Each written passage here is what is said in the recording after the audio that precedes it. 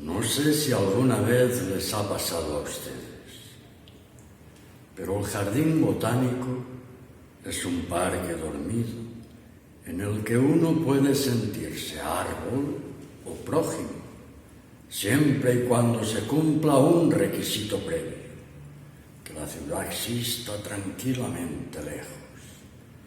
El secreto está en apoyarse, digamos, en un tronco y oír a través del aire que admite ruidos muertos como un millar y reyes galopan los tranvías. No sé si alguna vez les ha pasado a ustedes, pero el jardín botánico siempre ha tenido una agradable propensión a los sueños, a que los insectos suban por las piernas y la melancolía baje por los brazos hasta que uno cierra los puños y la tapa. Después de todo, el secreto es mirar hacia arriba y ver cómo las nubes se disputan las copas y ver cómo los nidos se disputan los pájaros. No sé si alguna vez les ha pasado a ustedes. Ay, pero las parejas que huyen al botánico, ya desciendan de un taxi o bajen de una nube, hablan por lo común de temas importantes y se miran fanáticamente a los ojos, como si el amor fuera un brevísimo túnel y ellos se contemplaran por dentro de ese amor. Aquellos dos, por ejemplo, a la izquierda del roble, hablan, y por lo visto las palabras se quedan conmovidas a mirarlos, ya que a mí no me llegan ni siquiera los ecos.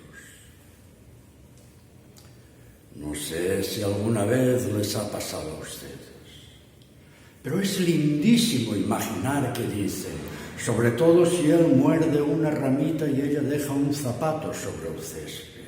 Sobre todo si él tiene los huesos tristes y ella quiere sonreír, pero no puede.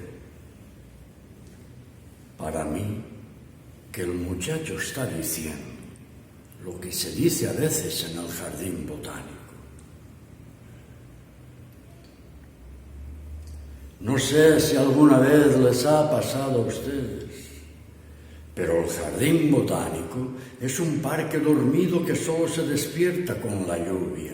Ahora la última nube ha resuelto quedarse y nos está mojando como alegres mendigos. El secreto está en correr con precauciones a fin de no matar ningún escarabajo y no pisar los hongos que aprovechan para nacer desesperadamente. Sin prevenciones me doy vuelta y siguen aquellos dos a la izquierda del roble, eternos y escondidos en la lluvia, diciéndose quién sabe qué silencios. No sé si alguna vez les ha pasado a ustedes, pero cuando la lluvia cae sobre el botánico, aquí se quedan solo los fantasmas. Ustedes pueden irse, yo me quedo.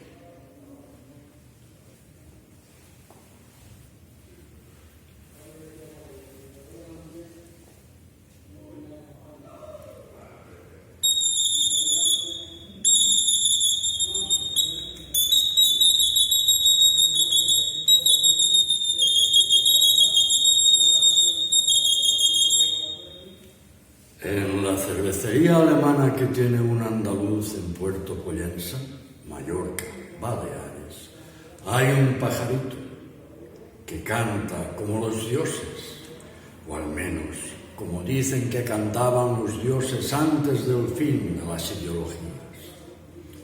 Lo llaman mulato, porque es cruza de canario y jilguera, o jilguero y canario, vaya uno a saber.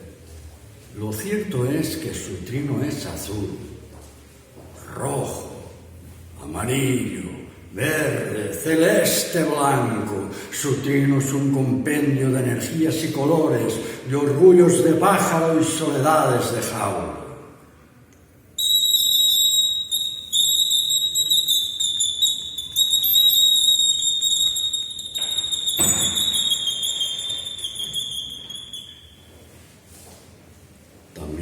nosotros los exilios nos hicieron mulatos. Somos cruza de Estocolmo y Buenos Aires, París y Valparaíso, Pernambuco y Berlín, Madrid y Barcelona.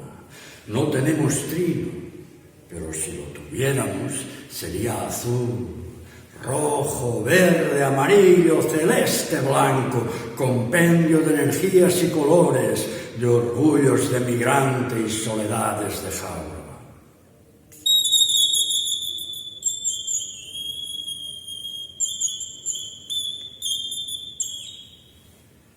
Ya que, como es obvio, estamos presos de una doble y mulata nostalgia, nos movemos en un pasadizo, o túnel, o angostura, donde añoramos lo que queda delante y luego añoraremos lo que quedó atrás.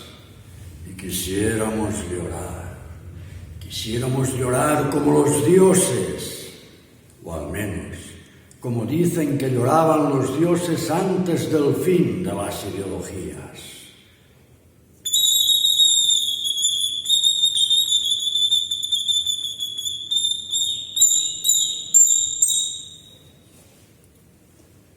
En realidad los pobres fueron los únicos que se exiliaron de la torre. Rápidamente comprendieron, solo les llevó 24 siglos, que aquello no era más que una chorrada. ¿A qué apuntar al cielo, si allí, como es sabido, no hay comida ni sexo? ¿A qué alejarse de la tierra, si ella es cuna y urna funeraria? Los pobres fueron los únicos que en la torre crearon un sindicato. Pero también es cierto que nunca pudieron negociar con una patronal sin rostro. Y tras 2400 años de no cobrar salarios, acordaron bajar, sin previo aviso, a la calumniada tierra madre. Por supuesto, tuvieron buen cuidado en guardar cada soledad en su mochila. Y cuando hallaron por fin el suelo de sus olvidados mayores, acordaron llevar sus morriñas y melancolías al mercado local de soledades. Allí procedieron al intercambio y festejaron el trueque con vino rojo. En la hora lejana, interminable torre que aún asciende entre nieblas y plegarias, los esclavos del cielo, absortos en sí mismos, no tienen ojos para águilas ni cóndores. Los celestes soberbios de antaño y hogaño siguen comprometiendo piedra sobre piedra para adquirir un solarcito a la siniestra. La diestra está ocupada de Dios Padre. Mientras tanto, allá abajo, los bienaventurados pobres de Babel ven como una garza se fuga con su garza. Y entonces, liberados por el vino, cada solo abrazado a sus olas, se encaminan hacia el azar del mundo. Pero eso sí, con los pies sobre la tierra. Tal es al menos lo que ha informado el noticiero de la medianoche. Y es asimismo lo que he puesto en un mail a Babel Incorporation para que aprendan. Esta noche y todas las noches, los hurgadores de basura van recogiendo la cochambre seca. Especialistas del detritus descubren lo que va quedando de nuestras vidas pálidas, transidas. Gracias a su desvelo profesional distinguen el residuo inservible del aceptable ruido, la vergüenza ulcerada de la basura en flor. En cambio no hay ni habrá hurgadores que recolecten en la madrugada culpas en que la vida se nos va, presagios derrotados en las manos sin líneas, huesitos de la última gaviota, el corazón quemado por el rayo, lágrimas resecas de ojos fósiles. Esa basura nadie la codicia, nunca ha sido rentable. No habrá más remedio que quedarnos con ella, pudriéndose y pudriéndonos. En cambio, no hay ni habrá hurgadores que recolecten en la madrugada culpas en que la vida se nos va, presagios derrotados en las manos sin líneas, huesitos de la última gaviota, el corazón quemado por el rayo, lágrimas resecas de ojos fósiles. Esa basura nadie la codicia, nunca ha sido rentable. No habrá más remedio que quedarnos con ella, pudriéndose y pudriéndonos. Cuando era como vos, me enseñaron los viejos, y también las maestras bondadosas y miopes, que libertad o muerte eran una redundancia. ¿A quién se le ocurría en un país donde los presidentes andaban sin capangas que la patria o la tumba era otro pleonasmo, ya que la patria funcionaba bien en las canchas y en los pastoreos? Realmente, Botija, no sabían un corno, pobrecitos. Creían que libertad era tan solo una palabra aguda, que muerte era tan solo grave o vilana, y cárceles, por suerte, una palabra esdrújula.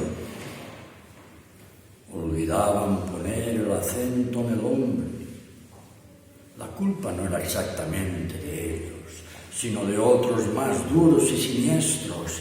Y esto sí, como nos ensartaron en la limpia república verbal, cómo idealizaron la vidurria de vacas y estancieros, y cómo nos vendieron un ejército que tomaba su mata en los cuarteles. Uno no siempre hace lo que quiere. Uno no siempre puede. Por eso estoy aquí, mirándote y echándote de menos. Por eso es que no puedo despeinarte el jopo, ni acribillarte a pelotazos. Vos ya sabés que tuve que elegir otros juegos y que los jugué en serio. Y jugué, por ejemplo, a los ladrones, y los ladrones eran policías, y jugué, por ejemplo, a la escondida, y si te cogían, te mataban. Y jugué a la mancha, y era de sangre. Botija, aunque tengas pocos años, creo que hay que decirte la verdad para que no la olvides. Por eso no te oculto que me dieron picana, que casi me revientan los riñones, todas estas llagas, hinchazones y heridas que tus ojos redondos miran hipnotizados. Son durísimos golpes, son botas en la cara. Demasiado dolor para que te lo oculte, demasiado suplicio para que se me borre. Pero también es bueno que conozcas que tu viejo cayó o puteó como un loco, que es una linda forma de callar, que tu viejo olvidó todos los números, por eso no podía ayudarte en las tablas, y por lo tanto todos los teléfonos, y en qué esquina, en qué bar, qué parada, qué casa. Y acordarse de vos, de tu carita, lo ayudaba a callar. Una cosa es morirse de dolor y otra cosa es morirse de vergüenza. Por eso ahora me podés preguntar y sobre todo puedo yo responder. Uno no siempre hace lo que quiere, pero tiene el derecho de no hacer lo que no quiere. Llorar nomás, Botija, son macanas que los hombres no lloran aquí. Aquí lloramos todos, gritamos, berreamos, moqueamos, chillamos, maldecimos, porque es mejor llorar que traicionar. Porque es mejor llorar que traicionarse. Llorar, pero no olvides que los ruidos te perforen los dientes como una lima de dentista, que te crezca en cada uno de los poros una pata de arana, que solo puedas alimentarte de barajas usadas y que el sueño te reduzca como una planadora de espesor de tu retrato.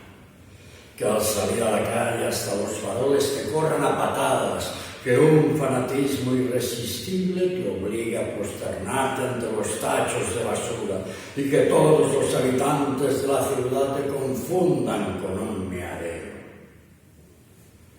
Que al salir a la calle hasta los faroles te corran a patadas, que un fanatismo irresistible te obligue a prosternarte ante los tachos de basura y que todos los habitantes de la ciudad te confundan con un meadero. Que cuando quieras decir mi amor, digas pescado frito, que tus manos intenten estrangularte a cada rato y que en vez de tirar el cigarrillo, seas tú el que se arroje en las salivaderas. Que tu mujer te engañe hasta con los buzones, que al acostarse junto a ti se metamorfosee en sanguijuela y que después de parir un cuervo alumbre una llave inglesa. Que tu familia se divierta en deformarte el esqueleto para que los espejos al mirarte se suiciden de repugnancia. Que tu único entretenimiento consista en instalarte en la sala de espera de los dentistas disfrazado de cocodrilo y que te enamores tan locamente de una caja de hierro que no puedas dejar ni un solo instante de lamerle la cerradura. Que los ruidos se perforen los dientes como una lima de dentista, que la memoria se te llene de rumbre, de olores descompuestos y de palabras ¡tas!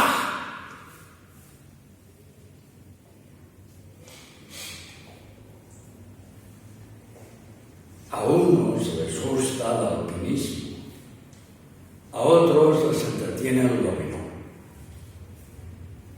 Mientras aquellos se pasan la vida colgados de una soga o pegando puñetazos sobre una mesa, yo me lo paso transmigrando de un cuerpo a otro.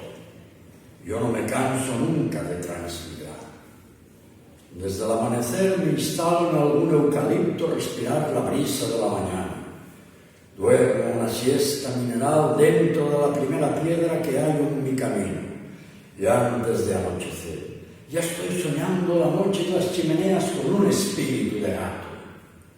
Qué delicia la de metamorfosearse en abejorro, la de sorber el polen de las rosas. El polen de las rosas.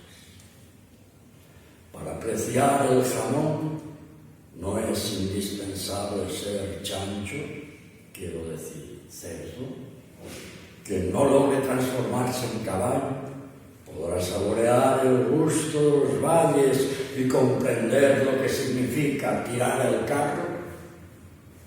Poseer una virgen es muy distinto a experimentar las sensaciones de la Virgen mientras la estamos poseyendo. Y una cosa es mirar el mar desde la playa y otra, contemplarlo con unos ojos de cangrejo. Por eso a mí me gusta vivir las vidas ajenas, vivir todas sus secreciones, todos sus buenos y sus malos humores, todas sus esperanzas. Por eso a mí me gusta rumiar la pampa y el crepúsculo personificado en una vaca, sentir la gravitación y los ramajes con un cerebro de nuez o de castaña y arrodillarme en pleno campo para cantarle con una voz de sapo a las estrellas. ¡Ruac, ruac, ruac, ruac, ruac! El encanto de haber sido camello, zanahoria, manzana. La satisfacción de comprender a fondo la pereza de los remansos y de los camaleones. Pensar que durante toda su existencia la mayoría de los hombres no han sido ni siquiera mujer. ¿Cómo es posible que no se aburran de sus espacios, de sus apetitos? Y no necesiten experimentar de vez en cuando los de las cucarachas, los de las madreselvas.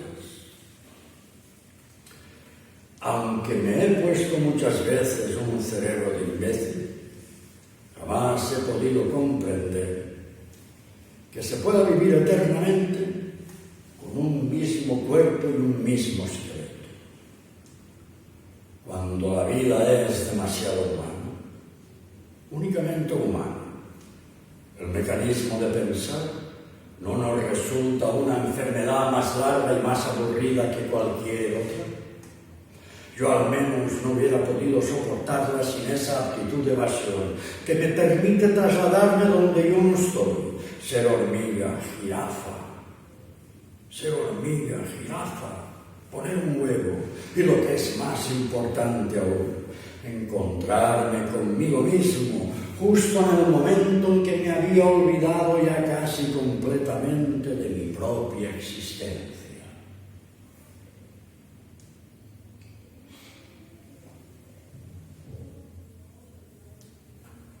Se podrá discutir mi erudición ornitológica o la eficacia de mis aperturas de ajedrez, pero eso sí, siempre habrá algún zopenco que dude de la exactitud astronómica de mi horóscopo, pero eso sí, a nadie se le ocurrirá jamás dudar de mi propia solidaridad. Solidario de los microbios, que una colonia de microbios se aloja en los pulmones de una señorita. Solidario de los pulmones de la señorita y de los microbios, que a un estudiante se le ocurre esperar el tranvía dentro del ropero de una mujer casada. Solidario del ropero, de la mujer casada, de los tranvías, del estudiante y de la espera, a todas horas de la noche en las fiestas patrias. En el aniversario del descubrimiento de América, dispuesto a solidarizarme con lo que sea, víctima de mi solidaridad. Es inútil, completamente inútil que me resista.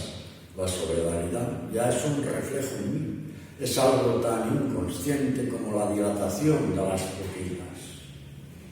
Si durante un centésimo de segundo se me olvida y dejo de solidarizarme de mi propia solidaridad, en el minuto siguiente sufro un verdadero vértigo de solidaridad. Solidario de las olas sin velas, sin esperanza. Solidario del naufragio de las señoras vallenatos y de los tiburones vestidos de frac que les devoran el vientre y la cartera. Solidario de las carteras, de los vallenatos y de los fraques. Solidario de los sirvientes y de las ratas que circulan en el subsuelo junto con los abortos y las flores marchitas. Solidario de los automóviles, de los cadáveres descompuestos, de las comunicaciones telefónicas que se cortan al mismo tiempo que las perlas de los collares y al mismo tiempo que las hojas de los andamios. Solidario de los esqueletos, que crecen casi tanto como los expedientes. Solidario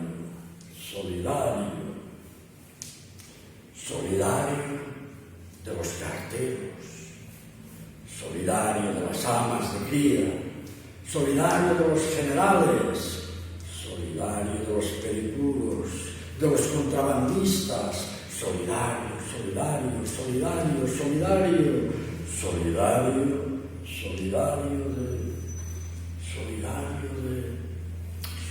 por predestinación y por oficio, solidario por atavismo, solidario por convencionalismo, solidario perpetuidad, solidario de mi propia solidaridad y solidario por atavismo, por convencionalismo y de mi propia solidaridad. Mis nervios desafinan con la misma frecuencia que mis primas. Si por casualidad cuando me acuesto dejo de atarme a los barrotes de la cama, a los 15 minutos me despierto indefectiblemente sobre el techo de mi ropero.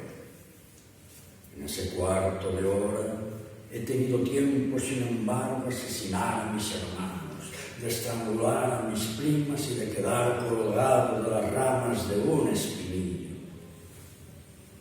Mi digestión inventa una cantidad de crustáceos que se entretienen en perforar mi intestino. Desde la infancia necesito que me desabrochen los tiradores antes de sentarme en alguna parte, y es rarísimo que pueda sonarme la nariz sin encontrar en el pañuelo un cadáver de cucaracha. Todavía cuando llovizna, me duele la pierna que me amputaron hace 3 años. Mi riñón derecho es un maní. Mi riñón izquierdo se encuentra en el Museo de la Facultad de Medicina. Soy políglota, tartamudo. He perdido lotería hasta las uñas de los pies. Y en el instante de firmar mi acta matrimonial me di cuenta que me había casado con una cacatúa. Las márgenes de los libros no son capaces de encauzar mi aburrimiento y mi dolor. Hasta las ideas más optimistas toman un coche fúnebre para pasearse por mi cerebro. Me repugna el bostezo de las camas deshechas. No siento ninguna propensión por empollarle los senos a las mujeres y me enferma que los boticarios se equivoquen con tan poca frecuencia en sus preparados de estricnina. En estas condiciones creo, sinceramente, que lo mejor es tragarse una cápsula de dinamita y encender con toda tranquilidad un cigarrillo.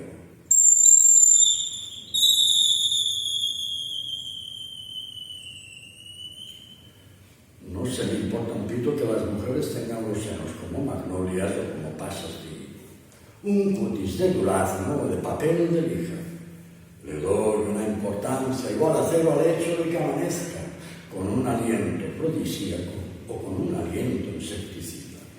Soy perfectamente capaz de soportarles una nariz que sacaría el primer premio en una exposición de zanahorias, pero eso sí, y en esto soy irreductible, no les perdono bajo ningún pretexto que no sepan volar. Si no saben volar, pierden el tiempo las que pretendan seducirme. Esta fue, y no otra, la razón de que me enamorase tan locamente de María Luisa. María Luisa era una verdadera pura. Desde el amanecer volaba del dormitorio a la cocina, volaba del comedor a la despensa, volando me preparaba el baño, la camisa, volando realizaba sus compras, sus quehaceres. Con qué impaciencia yo esperaba que volviese volando de algún paseo por los alrededores. Allí lejos, perdido entre las nubes, un puntito rosado. ¡María Luisa! ¡María Luisa! Y a los pocos segundos ya me abrazaba con sus piernas de pluma para llevarme volando a cualquier parte. Durante kilómetros de silencio planeábamos una caricia que nos aproximaba al paraíso.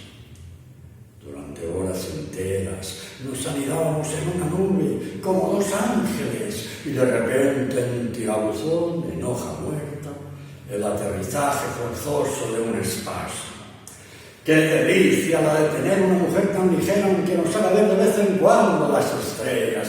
¡Qué voluptuosidad la de pasarse los días enteros entre las nubes, la de pasarse las noches de un solo vuelo! Después de conocer una mujer etérea, puede brindarnos alguna clase de atractivos una mujer pedestre. ¿Verdad que no hay una diferencia sustancial sustancial entre vivir con una vaca o con una mujer que tenga las nalgas a 78 centímetros del suelo?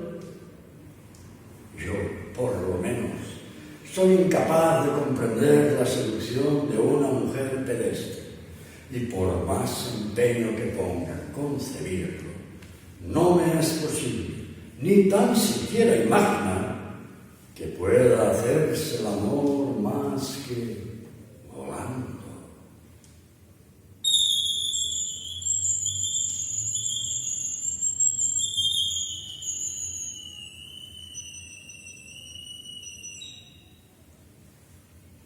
Lo dijeron y lo repitieron esclarecidos portavoces de algo.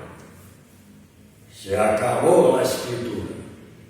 De ahora en adelante solo existirá la cultura del ruido y de la imagen. Y comenzó la planificada destrucción.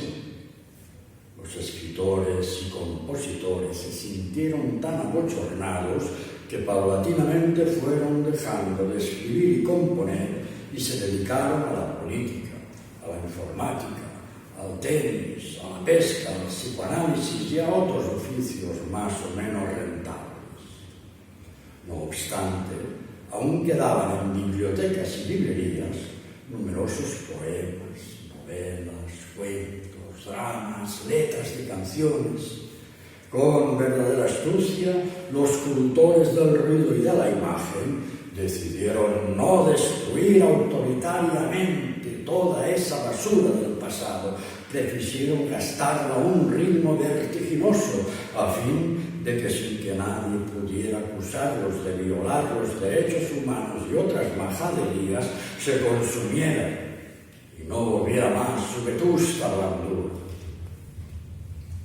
En poco tiempo, las teleseries y los filmes para cables consumieron todo el stock mundial de novelas, dramas y guiones, y ya nadie se atrevió a contar nada en la pantalla. Las imágenes aprendieron a no narrar, simplemente estallaban. La agonía de la música fue más lenta, pero también llegó. Ya nadie se acordaba de Mozart, ni de Bartók, ni de los Beatles, ni de Sting, ni de Chico Buarque. Fue así que en el año 2000 y pico, la letra del Number One llevaba como letra una sola línea infinitamente repetida. Voy, vengo y no voy más, nunca más, nunca más, nunca más. Voy, vengo y no voy más, nunca más, nunca más. Voy, vengo y no voy más, nunca más, nunca más. Poco más tarde, el Number Two llevaba la letra ciertas reminiscencias criptolíricas. Después del lunes viene el martes. Ay, ay, ay. Después del lunes viene el martes. Ay, ay, ay. Por supuesto que en inglés tales letras sonaban bastante mejor. El advenimiento del nuevo siglo fue saludado con un hype que los entendidos consideraron una obra maestra de síntesis socioeconómica. ¡Lancémonos! ¡Lancémonos! ¡Lancémonos! Pero 3 meses después, la erosión tautológica la había reducido a monos, monos, monos. Mucho más tarde, con la aparición del postmodernismo, conocido popularmente como el post-post, y el estallido del premio-cavernismo, conocido popularmente como el plenero, los hipercultores del superruido y del hipertemblor de la imagen decidieron suprimir toda huella de melodía, esa cosa inútil, y todo rescoldo de palabra, esa basura. Los conjuntos que ahora aparecen en las pantallitas y ahora pantallota se limitaban a emitir grititos, gruñidos, alaridos que no llegaban ni siquiera a ser sílabas, ya que esto habría sido considerado una grave señal de conservadurismo. Sin embargo, semejante mutación no fue debidamente registrada a nivel mundial, pues a esta altura La diaria catarata de macrodecibeles había dejado sumida en la sordera a todo un mundo de neoanalfabetos, también llamados neoanalfas. Fue así que en el año 2000 y pico había llegado al puerto de Palos un viejo memorioso con las piladas que redescubrieron Europa, y luego se había escondido en una de las catacumbas llamadas subsuelo quinto centenario. Fue entonces que se animó a salir a la superficie y a la consideración pública.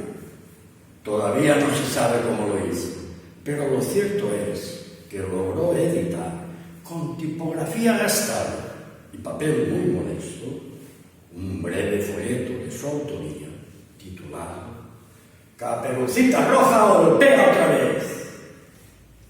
En vista del neoanalfabetismo circundante, el expolizón se subió a un banco de la plaza y noche a noche fue narrando su historia a los transeúntes.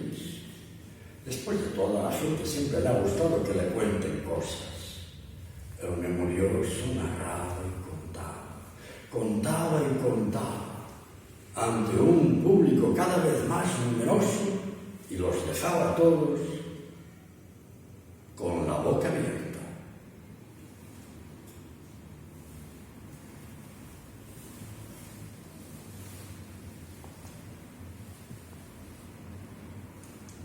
Llorar a lágrima viva, llorar a chorros, llorar la digestión, llorar ante las puertas y los puertos, llorar de amabilidad y de amarillo, abrir las canillas, las compuertas de llanto, empaparnos el alma, la camiseta, inundar las veredas y los paseos y salvados a nada de nuestro llanto, asistir a los cursos de antropología llorando, festejar los cumpleaños familiares llorando, atravesar el África llorando, llorar como un cacuy, como un cocodrilo, si es verdad que los cacuyes y los cocodrilos no dejan nunca de llorar, llorarlo todo, pero llorarlo bien, llorarlo con la nariz, con las rodillas, por el ombligo, por la boca, llorar de flato, de flacura, llorar de amor, de hastío, de alegría, llorar de flacura, llorar improvisando, de memoria, llorar, todo el insomnio y todo el día, llorar a lágrima viva, llorar a chorros, llorar a digestión, llorar ante las puertas y los puertos, llorar de amabilidad y de amarillo, abrir las canillas, las compuertas de llanto y empaparnos el alma, la camiseta, empaparnos el alma, la camiseta y inundar las veredas y los paseos y salvarnos a nada de nuestro llanto, asistir a los cursos de antropología llorando, festejar los cumpleaños familiares llorando, atravesar el África llorando, llorar como un cacuy, como un cocodrilo, si es verdad que los cacuyes y los cocodrilos no dejan nunca de llorar, llorarlo todo, pero llorarlo bien, llorarlo con la nariz, con las rodillas, por el ombligo, por la boca, por los pies, por los codos, por los dedos, llorar de amor, de hastío, de alegría, llorar de flato, de flacura, llorar improvisando, de memoria, llorar todo el insomnio y todo el día, llorar.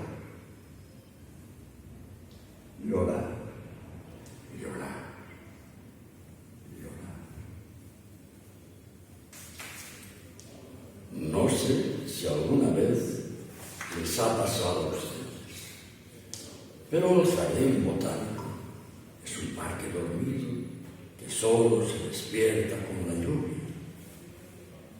Ahora, la última nube ha resuelto quedarse y nos está mojando como alegres mendigos. El secreto está en correr con precauciones a fin de no matar ningún escarabajo y no matar los ojos que aprovechan para nacer desesperadamente. Sin prevenciones, me doy vuelta. Y siguen aquellos dos a la izquierda del roble, eternos y escondidos, diciéndose quién sabe qué silencios. No sé si alguna vez les ha pasado a ustedes, pero cuando la lluvia cae sobre el botánico, Aquí se quedan solo los fantasmas. Ustedes pueden irse. Yo me quedo.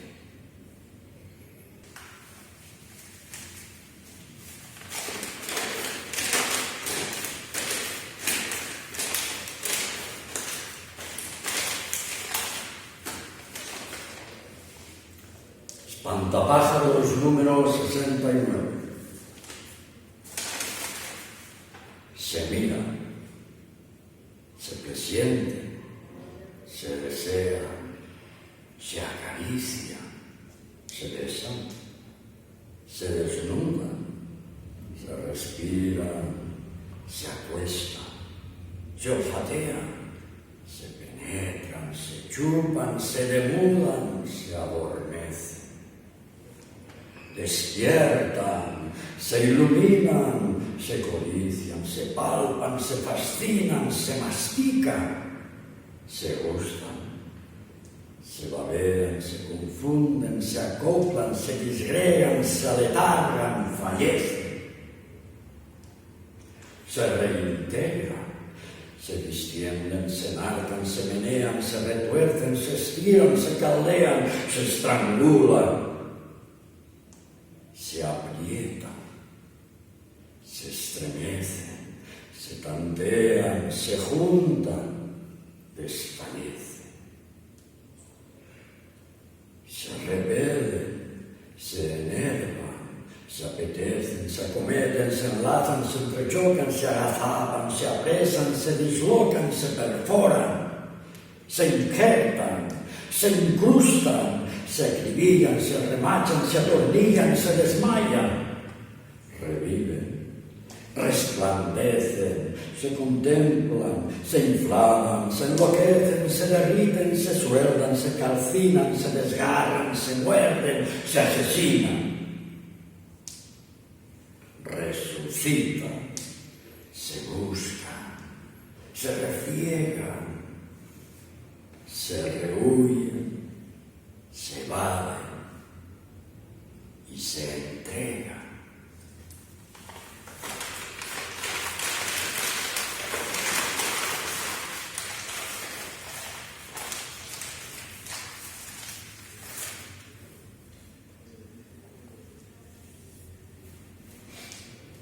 No sé si alguna vez les ha pasado a ustedes, pero el jardín botánico es un parque dormido,